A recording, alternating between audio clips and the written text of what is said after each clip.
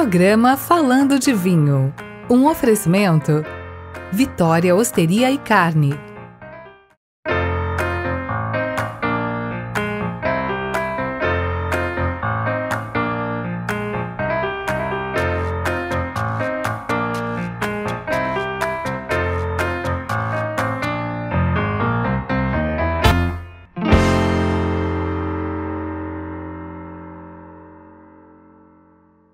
Meus amigos, o Falando de Vinho está de volta. Nós estamos aqui no Vitória Osteria e Carne, não é? Em Jundiaí. O Sérgio, que é o proprietário, o Félix, que é o gerente, abrindo a casa para que a gente possa falar de vinho mais uma vez com o Vitor de Freitas, especialista, sommelier, professor, mestre em vinhos. E Vitor, nós vamos começar falando sobre vinhos chilenos. Depois a gente vai descer um pouquinho sobre vinhos argentinos, porque tem aquela famigerada pergunta. Ah, vinho bom para comer carne, a gente está no Vitória aqui, tem uma carne maravilhosa, tem que ser Malbec. Mas vamos começar pelo Chile. O que você destacaria no Chile como principais uvas, principais vinhos, Vitor?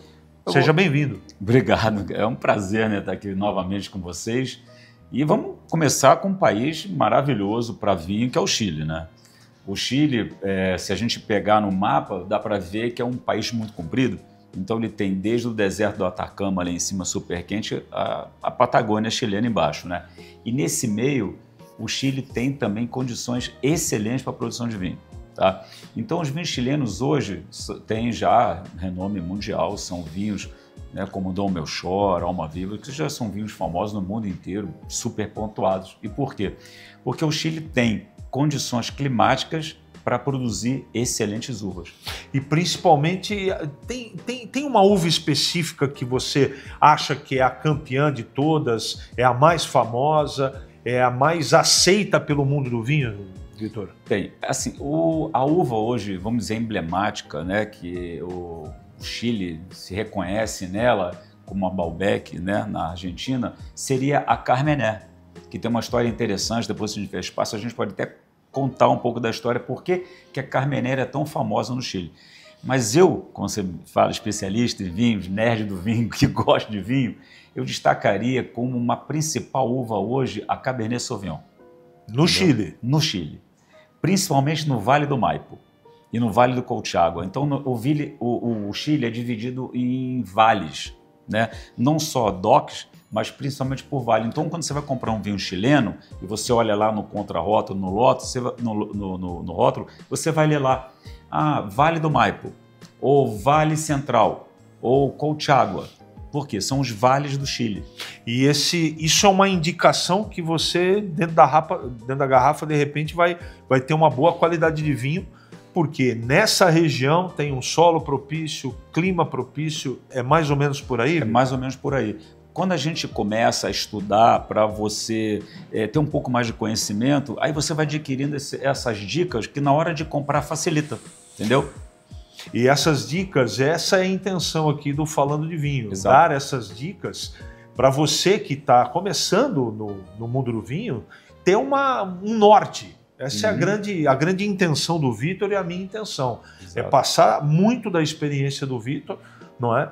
Para efetivamente a gente falar de uma maneira específica de muitos assuntos que são diretamente ligados e são determinantes na hora da aquisição de um vinho. Exato. Como é que, por exemplo, você entra num supermercado e escolhe um vinho?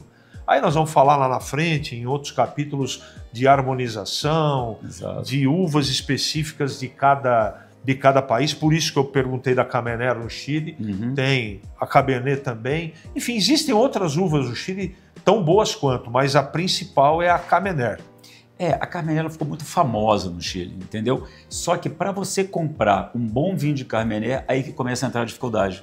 Por quê? Porque a Carmener é uma uva que precisa amadurecer muito bem, tá? Então, não é em todo lugar ou em todo produtor que você vai ter uma excelente uva para fazer um excelente vinho varietal de Carmener.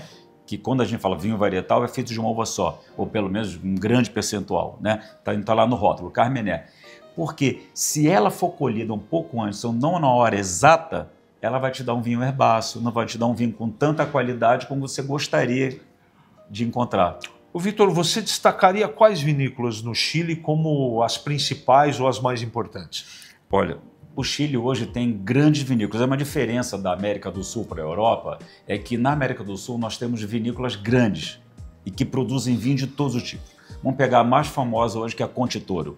A Conte Toro, né, traz para o Brasil e fabrica e vinifica desde um reservado, que é o vinho mais simples, né, que a gente pode ter na Conte Toro, até o Dom Melchor, que é o vinho super pontuado, super famoso, entendeu? E nesse meio de campo você tem muito vinho, você tem muitos rótulos. E aí que entra aquela coisa que você falou, custo-benefício.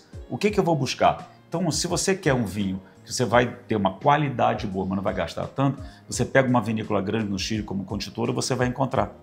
Aí você entra também, tem a Carmen, que é uma excelente vinícola, a Santa Carolina, que é uma excelente vinícola, grande também, que você encontra muitos rótulos. Eu destaco outras que eu gosto muito no Vale do Colchagua, que é um vale excelente.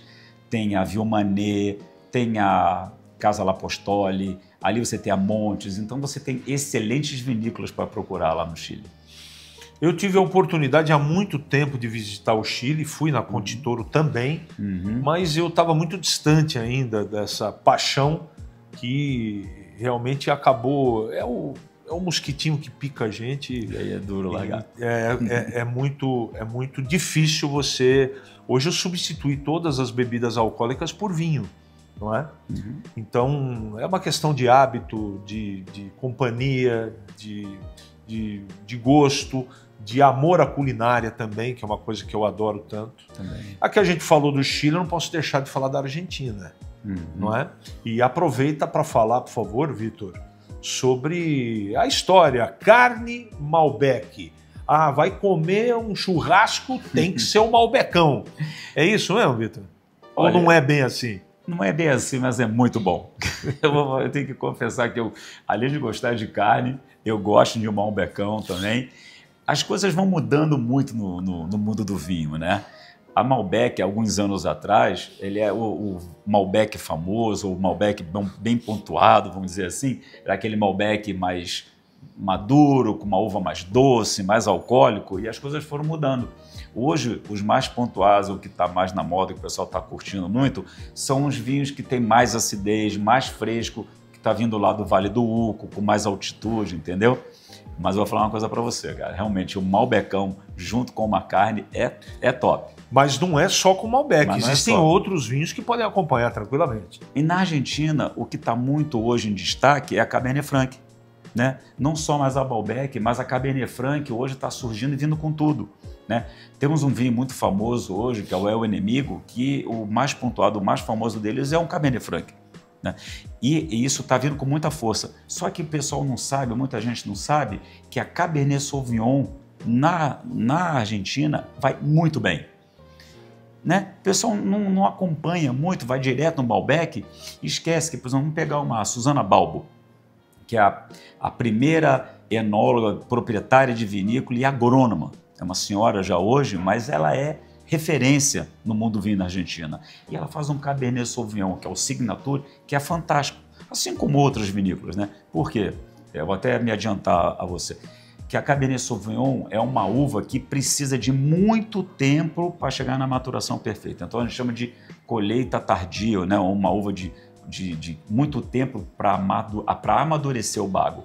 Mas quando sai na Argentina, se você está ali nos Andes, não chove quase nada, né? Então você tem calor e você tem a secura, né? Então você tem uma uva muito sã. E aí a Cabernet Sauvignon, bem produzida na Argentina, é fantástico também. E até, para quem não conhece a Argentina, até a irrigação das vinícolas é tudo controlada. Enfim, total. É uma coisa que mais à frente a gente vai de maneira específica falar, mas eu não posso deixar de falar também do Uruguai, né? Esses três países que têm um peso muito grande no mundo do vinho, né? O Uruguai tem grandes vinhos. Eu adoro um Taná, Vitor. São dois, né? Assim, como a gente gosta de carne, todas essas uvas que a gente vem falando acompanham muito bem uma carne, né? Seja ela qual for, seja ela qual corte que a gente vai comer. E o Taná, para quem já teve assim, o prazer de visitar o Uruguai, é que a Taná é uma uva bastante tânica, né? que uma das composições do vinho tinto, o equilíbrio do vinho tinto passa entre a acidez, o tanino, né, e o álcool. Então esse triângulo, esses 3 vetores é que dá o equilíbrio do vinho tinto. Ou seja, quanto mais equilibrado, melhor vai ser o seu vinho. Tá? E como a Taná é muito tânica, tem bastante tanino, você tem que comprar um bom vinho de Taná. Existem outras uvas tão boas como o Taná? Sim. O Uruguai, assim como na Argentina, no Uruguai? Chile, no Uruguai, você tem condições realmente de produzir boas uvas. Eu pergunto por causa da temperatura muito rigorosa, né? Lá faz muito frio, né, Vitor? Mas também faz bastante calor onde eles produzem, né? Que hoje, assim, o Uruguai é pequenininho, certo? Não tem morro praticamente. Então, você ali, dependendo de onde você está localizado, no verão você vai ter calor suficiente e vai ter pouca chuva também, dependendo do terroir onde você estiver. Chile, Carmener, qual é a origem dessa uva? A história é interessante. Por quê?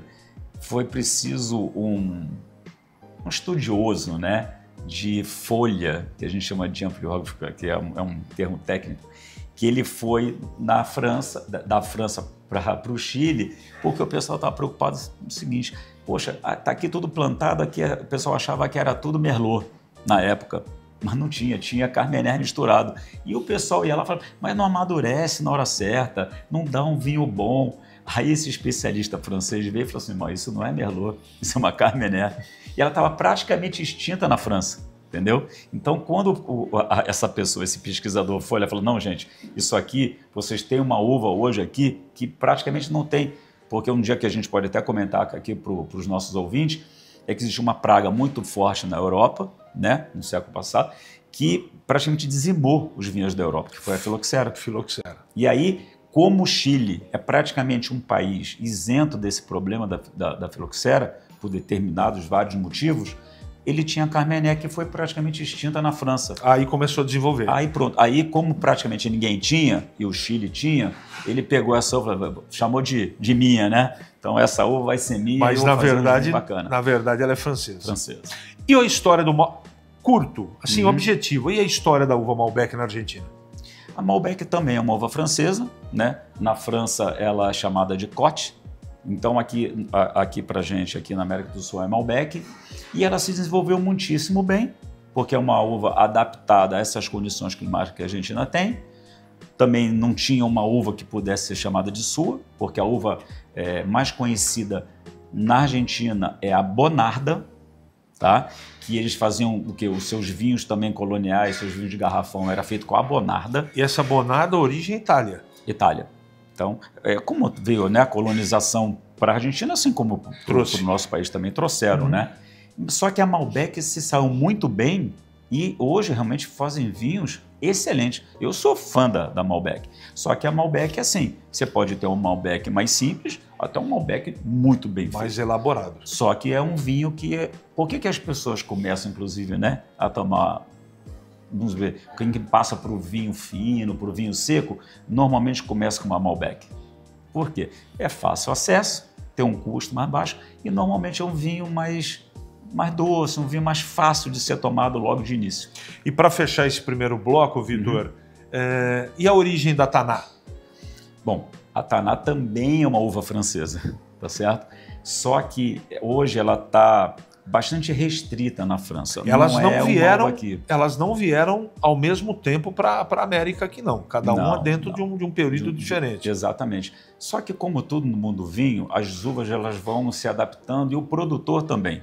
Não adianta, por exemplo, vou pegar um exemplo nosso aqui, do Sudeste, né? Eu agora provei vinhos excelentes de Viognier, um vinho branco maravilhoso. Domingo agora tomei 2 fantásticos, produzidos aqui na nossa região, aqui de Pinhal e Andradas. Mas produz muito pouco, entendeu? Aí, quando você produz muito pouco, o produtor às vezes desanima.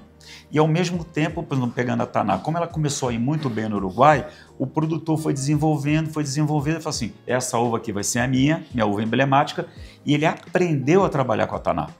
Então, o que ele começou a fazer? Vamos fazer uma produção menor, vamos trabalhar com frutos de mais qualidade, né? Não vamos fazer volume, porque você não consegue um Taná macio, né, vamos dizer assim, em boca. Então ele falou, não, nós vamos aprender. E hoje eles realmente dominam a técnica de vinificação da Taná. Vou para um rápido intervalo comercial, daqui a pouco esse bate-papo muito agradável com o Vitor de Freitas, sommelier, professor, doutor, especialista em vinho. A gente volta já já. É um rápido intervalo e o Falando de Vinho vai voltar para falar de vinho, efetivamente.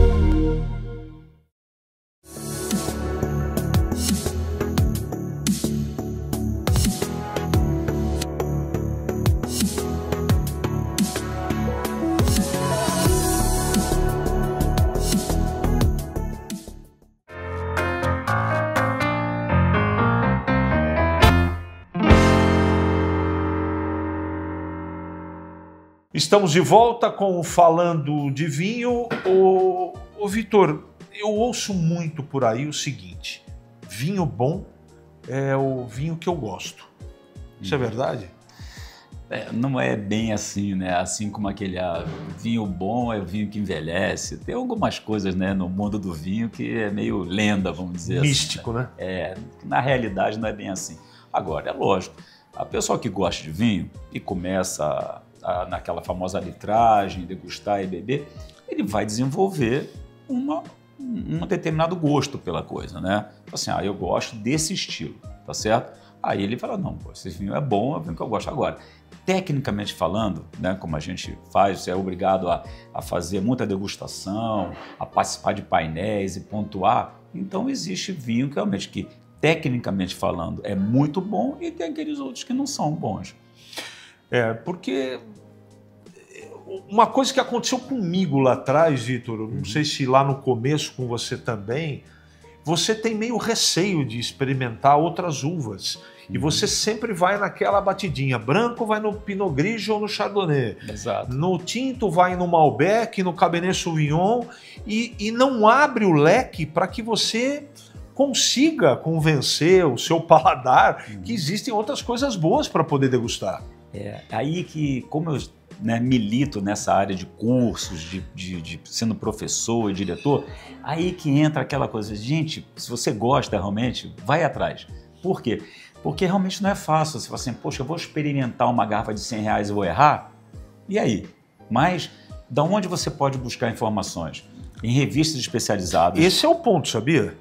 A pessoa não arrisca por causa... Poxa, como é que eu vou tomar? Eu não tenho tanto recurso, eu quero experimentar um vinho, quero tomar um vinho, mas não tenho certeza se eu vou gostar. Exatamente. É nisso que a gente traz o máximo possível de informações para quem está nos ouvindo, né? Nas revistas especializadas, em cursos que a gente promove. Por quê? Porque lá a pessoa vai ter, a cada aula, por exemplo, vai degustar 3 a 4 vinhos, né? Ou vai participar de uma aula específica de um país, ela vai abrindo o leque.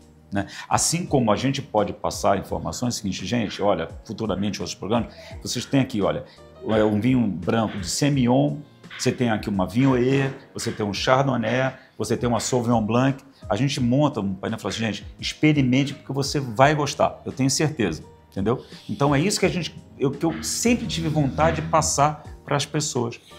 Essa é uma discussão muito complexa. Pelo que eu entendi,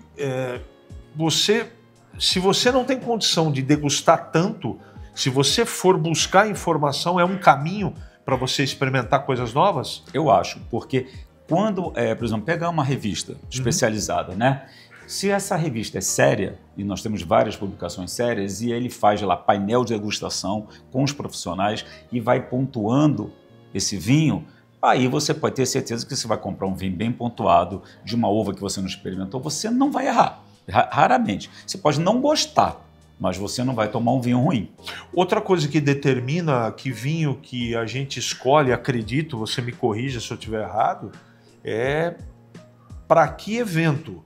Por exemplo, Você vai jantar, tem uma relação direta, efetiva com o que você vai jantar, com a harmonização, ou nem sempre é assim, Vitor? Não, sem dúvida. Se você vai para um jantar e você quer levar um vinho para acompanhar, ou você vai com os amigos, né? Você tendo o que vai ser servido, é sempre bom você já ir com o vinho certo. Porque o pessoal fala, mas o vinho, sendo vinho bom, vai com qualquer coisa.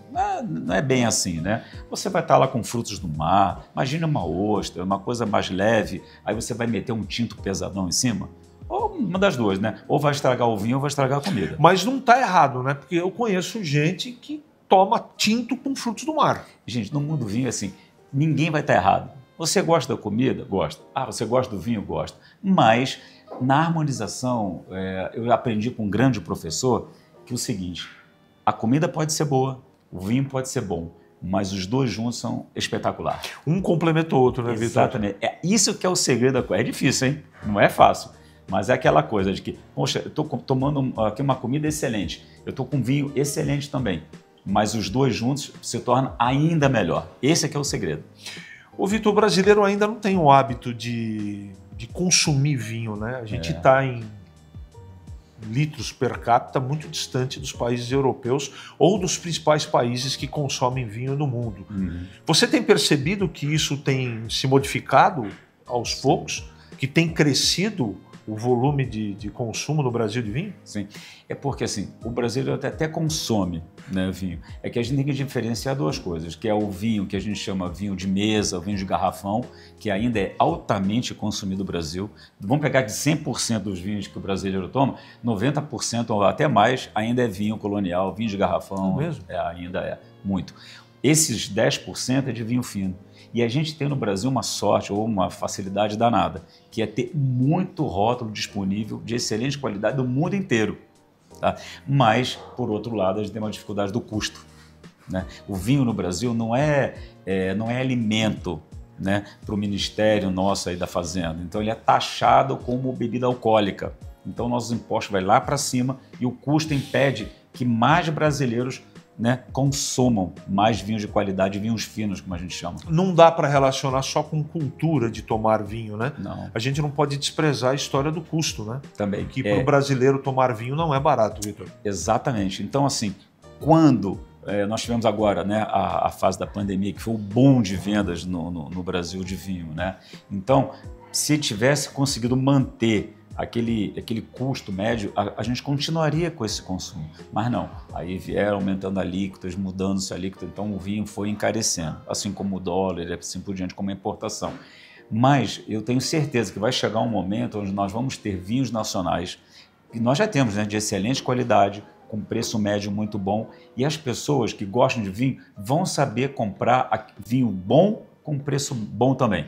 Eu tenho certeza disso. Então o consumo nosso não vai diminuir, ele só vai aumentar. Por quê? O vinho hoje está na moda, vamos dizer assim. Né? Eu conheço inúmeros amigos que gostam de vinho e tal, e eles estão buscando informações. Por quê? Eles vão valorizar a sua compra com vinho de boa qualidade. Já que você falou de buscar informações, eu como sou aluno da SB Som, você acha que é um caminho, não é? Não estou fazendo publicidade da escola onde o Vitor participa, não, mas eu fui buscar conhecimento porque eu também trabalho com vinho, não é?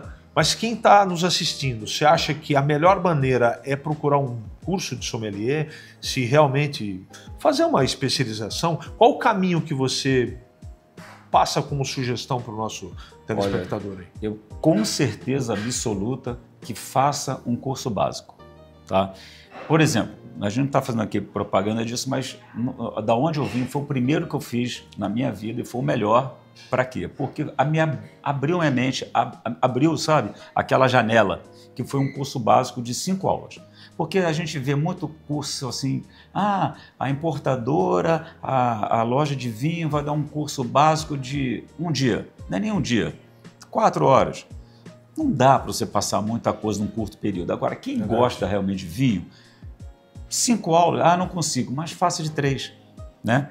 Técnica de degustação, vinificação, que muda completamente um vinho, dependendo de como o produtor faz, e um pouco de serviço, de conservação, de adega, entendeu? Essa possibilidade, se alguém puder fazer, muda completamente a sua visão, o seu panorama. Mais um capítulo já se foi. Obrigado, Vitor, pela sua presença e até a próxima. Se Deus quiser. E para você, o nosso muito obrigado e voltaremos em breve com mais um capítulo, mais um bate-papo com o Vitor de Freitas, falando de vinho para você. Programa Falando de Vinho. Um oferecimento Vitória Osteria e Carne.